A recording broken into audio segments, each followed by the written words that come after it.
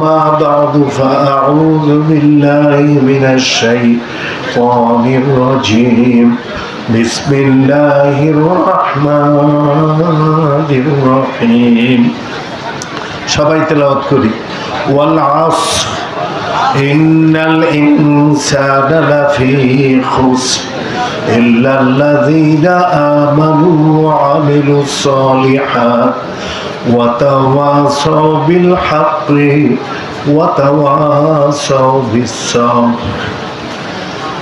আলহামদুলিল্লাহ,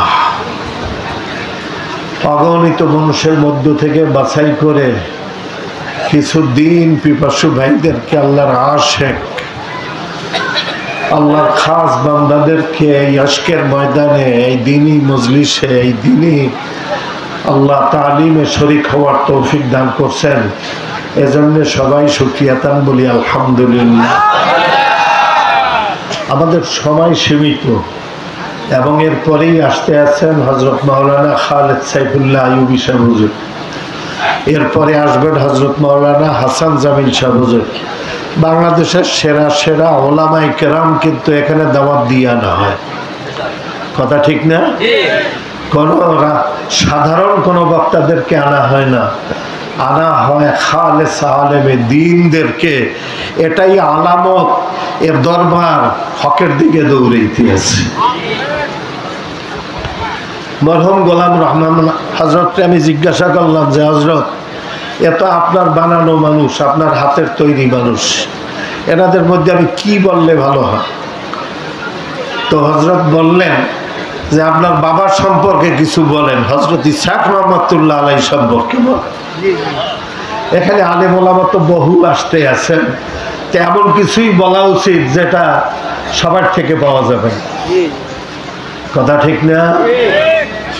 আল্লাহু আকবার।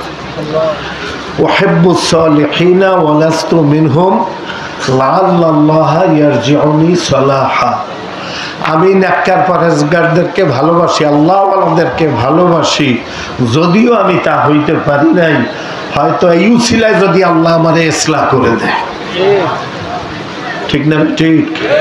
কুন আলিমান আও মুতাআল্লিমান আও মুস্তামিআন আও মুহিব্বান লা তাকুন খামিসান ফাতাহলিক।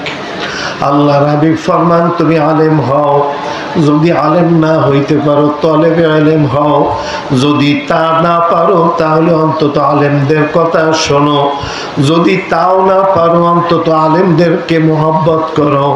পঞ্চম নম্বরে গিয়েও যাইও না, তাহলে কিন্তু ধ্বংস হইয়া যাবা। ওয়াল আসরি ইন্নাল ইনসানা লাফি খুসর। মানুষ সব ধ্বংসশীল। হ্যাঁ, মরহুম গোলাম রহমাতুল্লাহ আলাই নাম ছিল গোলাম রাসূল। সেখান থেকে আমার বাবায় তার নাম তাওহীদি নাম রেখা দিলেন গোলাম রহমান। হ্যাঁ, মরহুম শায়েখ তারা ওই যে জহুরি জহর চেনে, খাঁটি মানুষ চেনে, কথা ঠিক না বে ঠিক? ইসলাম হইল দুইটা জিনিসের নাম, আল ইখলাসু লিল্লাহ ওয়াল মুতাবাআতু লিরাসূলিল্লাহ। যা কিছু করব আল্লাহর জন্য করব, অনুসরণ করব কোরআন এবং হাদিস, ঠিক না বে ঠিক? মানুষ যখন সুবিধাবাদী হয় তার মাঝখানে একটা পর্দা পড়িয়া যায়, ওই পর্দার কারণে সে হককেও হক মনে করে না, বাতিলকে হক মনে করা শুরু করে দেয়। যখন মানুষ সুবিধাবাদী হয় না, আমি অর্থ চাই না, সম্মান চাই না, ক্ষমতা চাই না, অন্যায় কোনো লোভ আমার ভিতরে নাই, এই মানসিকতা